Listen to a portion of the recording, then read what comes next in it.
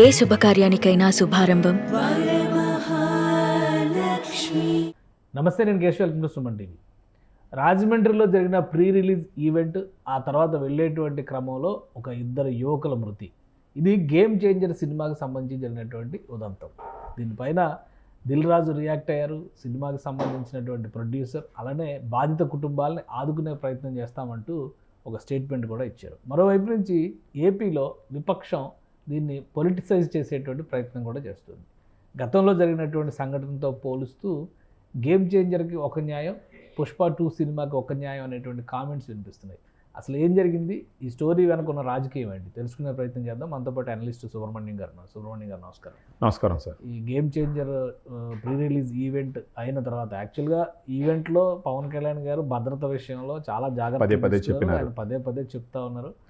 ఆయన సెక్యూరిటీని కూడా అలానే అలర్ట్ చేశారు. స్టేజ్ పైకి వెళ్లే ముందర కూడా అదంతా వీడియోలో రికార్డ్ అయింది. బట్ అన్ఫార్చునేట్లీ ఇంటికి వెళ్ళేటువంటి సమయంలో ఇద్దరు ప్రమాదానికి గురి కావడం, ఆ తర్వాత జరిగిన పరిణామాలు ఎలా చూడాలి సార్? ఇప్పుడు దీన్ని ఒక ప్రమాదంగానే చూడాలి సార్. ఇది అంటే అలా జరగడం మంచిది కాదు. యాక్చువల్గా వచ్చిన పిల్లలు జాగ్రత్తగా ఇల్లు చేరుండాల్సింది. మణికంఠ, చరణ్ అనే ఇద్దరు కుర్రాళ్ళు రాజమండ్రి నుంచి కాకినాడ పోయే మార్గ మధ్యలో ఒక ట్రక్కు ఢీకొని ఇలా జరిగిందని చెప్పేసి ఆ రోడ్డు కూడా చూసినాం సార్ వేరే వీడియోలో. అది మధ్యలో డివైడర్ ఉన్న రోడ్డు కాదు, అది ఒకే రోడ్డు మీద బండ్లు వస్తూ పోతూ ఉన్నాయి. అందులో రాత్రిపూట బండి తోలుతూ ఉండుంటారు పిల్లలు. రాత్రిపూట తోలుతూ ఉంటే ఎదురుగా వచ్చే బండి ఒకవేళ మధ్యలో డివైడర్ ఉండి ఉంటే కనుక, డివైడర్ ఉండి రెండు పక్కల ఉంటే ప్రమాదం జరిగి ఉండే అవకాశం ఉండకపోవచ్చు. బట్ ఏది ఏమైనప్పటికీ ఇలా జరగడం ఒక రకంగా బాధాకరమైన విషయం. వెంటనే పవన్ కళ్యాణ్ గారు జనసేన పార్టీ నుంచి ఆయన ఒక 5 లక్షలు డిక్లేర్ చేయడం జరిగింది. అదేవిధంగా దిల్ రాజు గారు ఒక 5 లక్షలు, తర్వాత పవన్ కళ్యాణ్ గారు ప్రభుత్వానికి చెప్పి కూడా ఏదో రకంగా ఆదుకుంటామని చెప్పేసి ఒక మాట ఇవ్వడం జరిగింది. కాకపోతే ఆ మెసేజ్లో ఆయన చెప్పింది ఏంటంటే, ఆ రోడ్డు దానికి మరమ్మతులు చేయకుండా చాలా సంవత్సరాల నుంచి అలాగే ఉండిపోయింది. అది రోడ్డు రిపేర్లో ఉంది. మేము అప్పటికి దాన్ని పని పూర్తి చేస్తున్నాము. తొందరలో వరస్ట్ రోడ్డు, అవును, పరమ దారుణమైన రోడ్డు. ఎందుకంటే ఒక 15 రోజుల క్రితం నేను ట్రావెల్ చేశాను. ఓకే, మీరు వెళ్ళినారు. రాజమండ్రి నుంచి కాకినాడ రాజానగరం నుంచి రోడ్డు మొత్తం గుంతలు. దాదాపు ఒక 4-5 ఏళ్ల నుంచి అలాంటి మరమ్మతులకు నోచుకోలేదు. కూటమి ప్రభుత్వం వచ్చిన తర్వాత పనులు మొదలుపెట్టారు, లోకల్స్ చెప్పినటువంటి మాట. అంటే అక్కడ నిర్లక్ష్యం కానీ లేదా రాజకీయానికి అవకాశం ఉన్నటువంటి సందర్భం కానీ ఏమన్నా ఉందా? అది ఒక రకంగా చెప్పాలంటే దురదృష్టం. దాంట్లో నిర్లక్ష్యం అనే దానికన్నా కూడా ఏమైంటుందంటే సార్, అది సింగిల్ రోడ్ అయినందువల్ల వీడియోలో చూసినాను. ఈవెన్ వాళ్ళే పోయి వీడియో చేస్తున్నారు అక్కడ, దాంట్లో చూసినాం అనమాట. చూస్తే దాంట్లో ఏముందంటే, ఓకే అక్కడ ఆ ఒక్కరవ గుంటలు లేదు కానీ, బట్ కాకపోతే వచ్చే బండ్లు పోయే బండ్లు ఒకే రోడ్డు మీద పోతుంటాయి. రాత్రిపూట ఈ పిల్లలు బైక్ దోలడం కదా సార్, ఆ సమయంలో ఎదురుగా వచ్చే ట్రక్కు గుద్దుకొని ఉండేదానికి అవకాశాలు ఉన్నాయి. ఇది కంప్లీట్గా ఒక యాక్సిడెంట్గానే చూడాలి దీన్ని. ఒకవేళ ఈ game changer pre release show నిర్వహించే దగ్గర కానీ ఇది ఏదైనా జరిగి ఉంటే కంప్లీట్ బాధ్యత వచ్చేసి దాని నిర్వాహకుల మీద నెపం వేయడానికి అవకాశం ఉండేది. గతంలో జరిగిన ఇన్సిడెంట్ ఏంటంటే, అక్కడ నిర్వహణ లోపం వల్ల జరిగినటువంటి ఒక ప్రమాదం అది. ఏదేమైనప్పటికీ మీరు గమనించినారంటే, పవన్ కళ్యాణ్ గారు ఆ షోలో కూడా ఫస్ట్ ఏం చెప్పినాడంటే, ఇలా జరిగినప్పుడు నాకు అప్పటి నుంచి ఒక రకంగా భయం ఉంది, ఇలా నిర్వహించాలా వద్దా అని చెప్పేసి చాలా మీమాంస తర్వాత నిర్వహించడం జరుగుతుంది. ఇక్కడ బాగా కట్టుదిట్టాలు చేసినాము, జాగ్రత్త తీసుకున్నాము, మళ్ళీ ఇంటికి వెళ్ళేటప్పుడు కూడా మీరు జాగ్రత్తగా వెళ్ళండి అని పదే ఆయన దండం పెట్టి మరీ చెప్పినాడు ఆయన. సో ఈ పిల్లలు పోవడం అది సింగిల్ రోడ్ అయినందువల్ల బహుశా అది డబల్ రోడ్ అయ్యుంటే, ప్రభుత్వం దాన్ని డబల్ రోడ్ చేసి పెట్టుంటే, లేదంటే సింగిల్ రోడ్ అయినా సరే మధ్యలో డివైడర్ గాను ఉంటే ఈరోజు ఆ ప్రమాదం జరిగే అవకాశం లేదు సార్. 2 బండ్లు ఒకే రోడ్డు మీద రావడం వల్ల ఈ ప్రమాదం ఖచ్చితంగా జరిగి ఉంటుంది. ఎందుకంటే అక్కడ యాక్సిడెంట్ జరిగిన దగ్గర బండి ముక్కలు చూస్తే కూడా రోడ్డుకి ఎడ్జ్లో జరిగి ఉండదు. సో రాత్రిపూట ఈ పిల్లలు బైక్ దోలుతా ఉండుంటారు. ఎదురుగా వచ్చే ట్రక్కు, వీళ్ళ నైట్ డ్రైవింగ్ మీకు ఎలాగుంటుందో తెలుసు కదా సార్. ఎదురుగా వచ్చే బండి లైట్లు వేస్తే యువతల నుంచి పోయే వాళ్ళకి మార్జిన్ కూడా తెలియదు. అది అందులో బైక్ అంటే కొంచెం ప్రమాదకరమైనటువంటి విషయం. సో ఏదేమైనప్పటికీ ఈ పిల్లలు వచ్చిపోయేటప్పుడు ఎవరైనా సరే కొంచెం జాగ్రత్తగా ఎల్లుండాల్సింది. ఇంకా వాళ్ళకి టైం ఆడదాకా ఉందని అనుకోవాలా. ఇది ప్యూర్గా మనం అంబటి రాంబాబు గారు ఒక ట్వీట్ చేశారు, వాళ్ళకో న్యాయం మీకో న్యాయం అని చెప్పని. అలానే వైసీపీ సోషల్ మీడియాలో కూడా కొన్ని ట్రోలింగ్స్ నడుస్తూ ఉన్నాయి. ఈ నిర్లక్ష్యానికి ఎవరు బాధ్యత? పవన్ కళ్యాణ్ గారికి ట్యాగ్ చేస్తూనే ఇవన్నీ. అది నిర్లక్ష్యం అని మనం ఎలా చెప్తాం సార్? ఇప్పుడు పవన్ కళ్యాణ్ గారు ఈ ప్రోగ్రాం కండక్ట్ చేసిన దగ్గర ఆ నిర్వహణ లోపం వల్ల కానీ తొక్కిసలాట్ల వల్ల కానీ ఎవరైనా చనిపోయి ఉంటే ఖచ్చితంగా ఆ నిర్వహణ నిర్లక్ష్యం అని చెప్పచ్చు. ఇది వచ్చి పోయేటప్పుడు జరిగి ఉండకూడదు. మొత్తానికి వచ్చి పోయేటప్పుడు మార్గ మధ్యలో జరిగినటువంటి యాక్సిడెంట్, అది కూడా రాత్రిపూట జరిగినటువంటి ఒక యాక్సిడెంట్. సో దీన్ని ప్యూర్గా ఒక యాక్సిడెంట్గా జరగాల. కేవలం ఆ ప్రోగ్రాంకి వచ్చిపోతున్నందువల్ల వాళ్ళ నెత్తిన నెట్టడం అన్నది సమంజసం కాదు. కానీ ఏపీలో ఏం జరిగినా పొలిటికల్ ఇంటర్వ్యూ అనేది కరెక్ట్. అవును, సినిమా రిలీజ్ అయినా ప్రతిదీ సినిమా టికెట్ల ధరలకు సంబంధించి కానీ ఇప్పుడేమో ఈ రాజకీయం, యాక్సిడెంట్ చుట్టూ రాజకీయం. ఏంటి రోజు రోజుకు రాజకీయం ప్రతి అంగంలోకి ఏపీలో ఉన్నటువంటి కాదేది అనర్హం అన్నట్టు సార్. ఏంటంటే రాజకీయానికి కాదేది అనర్హం అన్నట్టు దొరికిన ప్రతి విషయాన్ని రాజకీయం కోసమే చేస్తుంటారు. పరిస్థితి అలా ఉంది. బట్ ఇదేంటంటే ఇప్పుడు ఆ పార్టీని అభిమానించే వాళ్ళు ఖచ్చితంగా వీళ్ళ మీద నెడుతారు. ఇది దీంట్లో పుష్పకి ఒక న్యాయమా, గేమ్ చేంజర్కి ఒక న్యాయమా అని మాట్లాడడానికి అవకాశం లేనటువంటి విషయం సార్. ఇది అక్కడ జరగలేదు. ఇక్కడ పుష్ప 2 సినిమా విషయంలో జరిగిన ఇన్సిడెంట్ వేరది, అక్కడ జరిగిన పరిస్థితులు వేరు. సో ఖచ్చితంగా ఇది పవన్ కళ్యాణ్ గారి నెత్తిన నెట్టడానికి అవకాశం లేనటువంటి ఒక విషయం ఇది. సో విఘ్నత ఉన్న వాళ్ళు ఆలోచించాలి దీన్ని. కాకపోతే ఒకటి అనుకుంటారు, దానికి పొయ్యి రావడం వల్లనే కదా జరిగింది అనేసి. పోకుండా ఉండుంటే ఏ సమస్య ఉండదు. ఇప్పుడు పోవాలని నిర్ణయం తీసుకున్న కుర్రవాళ్ళు జాగ్రత్తగా ఇల్లు చేరాలన్న జాగ్రత్త కూడా ఉండుంటే మంచిది. వాళ్ళ అభిమానానికి తప్పు పట్టట్లేదు. కానీ వెళ్ళేటప్పుడు కొంచెం జాగ్రత్తగా వెళ్ళుంటే ఆ కుటుంబానికి ఈరోజు ఈ విషాదం మిగిలి ఉండకపోవచ్చు. ఇంకొకటి అంటే సార్, ఈ విషయంలో నేను చెప్పట్లేదు కానీ జనరల్గా ఒక సందేశం ఇవ్వడానికి చెప్తున్నటువంటి ఒక మాట, కుర్ర వయసులో ఎలా ఉంటుందంటే సార్, నేను కూడా ఆ వయసులో బైక్లు వేసుకొని తిరిగేటప్పుడు ఎలా ఉంటుందంటే అదొక ఉత్సాహం ఉంటుంది. ప్రత్యేకించి మన అభిమాన హీరో ఫంక్షన్కి వచ్చిపోయేటప్పుడు క్లౌడ్ 9లో ఉంటాం మనం. అది వయసు యొక్క తత్వం అది. అలా వెళ్ళేటప్పుడు కొన్ని సందర్భాల్లో పిల్లలు ఏం చేస్తారంటే కొంచెం ఈ మద్యం సేవించి కూడా వెళ్తూ ఉంటారు కొన్ని సందర్భాల్లో. దీన్ని నేను అనట్లేదు కానీ జనరల్గా చెప్తాను, ఒక సందేశం కోసం చెప్తున్నా. ఎవరు కూడా ఇలాంటి దానికి వచ్చిపోయేటప్పుడు, అందులో నైట్ టైం బండ్లు దోలేటప్పుడు దయచేసి మద్యం సేవించకూడదు ఒకటి. ఇంకొకటి వచ్చేసి ప్రత్యేకించి నైట్ వెళ్ళేటప్పుడు కొంచెం జాగ్రత్తగా ఆపుకొని, ఒకవేళ ఎదురుగా బండి వచ్చేటప్పుడు కొంచెం పక్కకి జరిగి ఆపుకొని పోవడం మంచిది. ఒకవేళ రోడ్డు సరిగా లేనప్పుడు ఆ ఫంక్షన్కే పోవద్దు. టీవీలో చూడొచ్చు కదా ఈ రోజుల్లో. అందరూ ఆ చుట్టుపక్కల పోవడంలో అర్థం ఉంది సార్. దూరం నుంచి ఒక ప్రోగ్రాంకి ఇప్పటికైనా అభిమానులు కానీ ప్రజలు కానీ కళ్ళు తెరవాలి.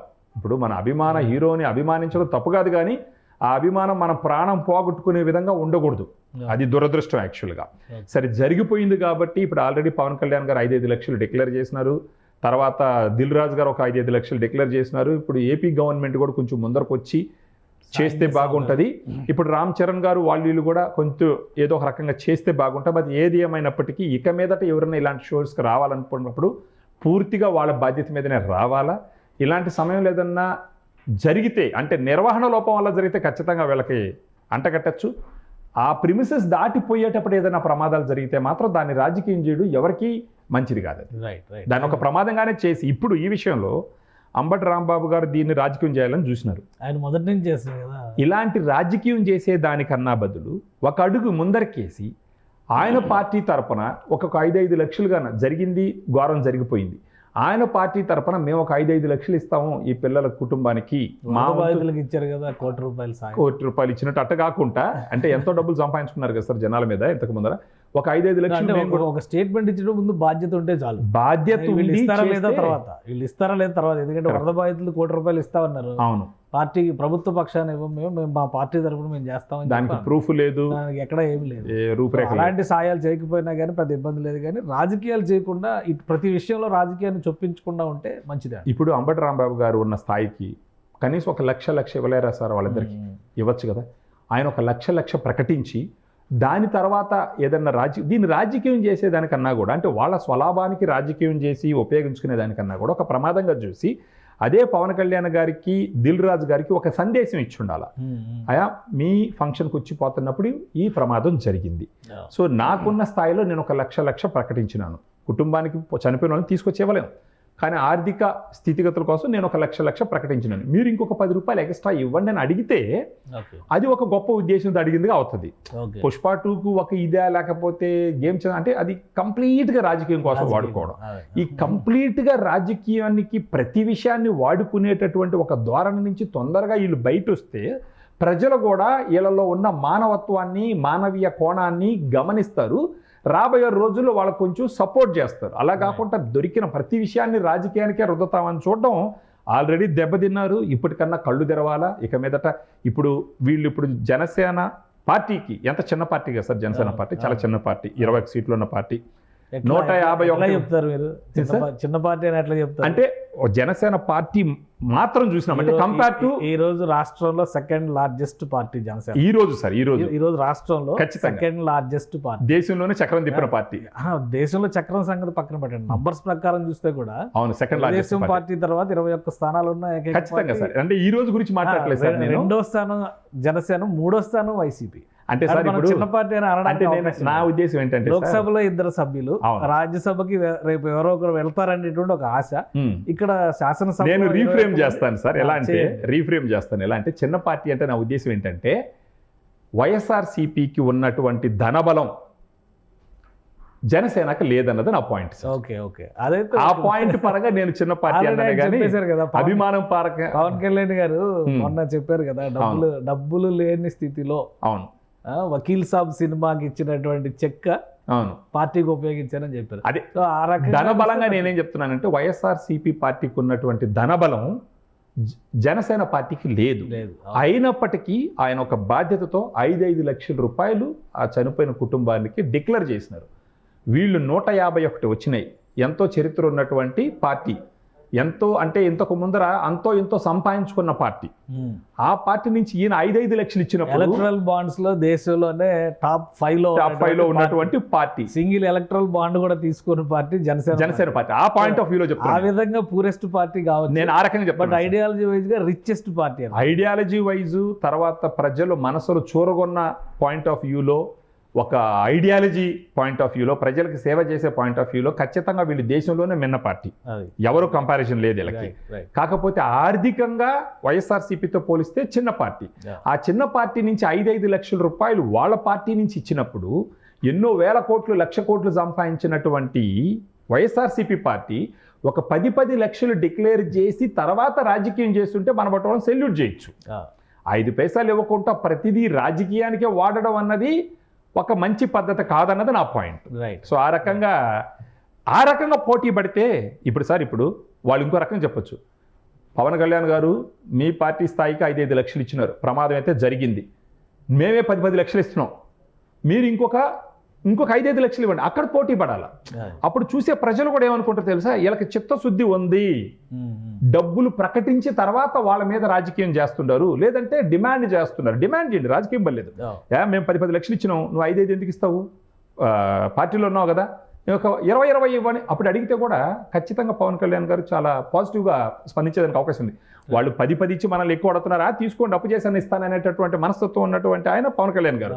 అలా కాకుండా 5 పైసలు మేము ఖర్చు పెట్టాము, ప్రజల దగ్గరదే ఎత్తుకుంటాము, ప్రతిదీ రాజకీయానికి వాడుకుంటాము, జనాల్ని ఇంకా మేము మభ్య పెడతాము, చావులు జరిగినా ఏది జరిగినా పేలాలు ఏరుకుంటామంటే ప్రజలు హర్షించరు.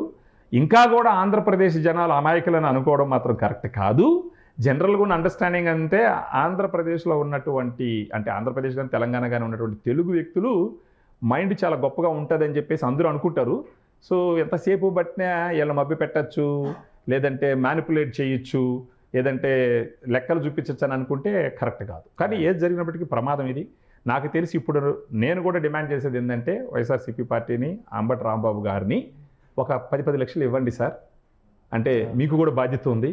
ఆ తర్వాత వాళ్ళని కూడా అడిగి ఇంకా ఎక్కువ ఇప్పించండి. ఆ రకంగా కుటుంబానికి సహాయం చేసి మీరు కుటుంబాన్ని వెళ్ళి పరామర్శించరండి, ప్రజలు మెచ్చుతారు. ఊరికే ట్వీట్లు పెట్టేసి రాజకీయం చేస్తే జనాలు దాన్ని హర్షించరు అన్నది నా పాయింట్స్.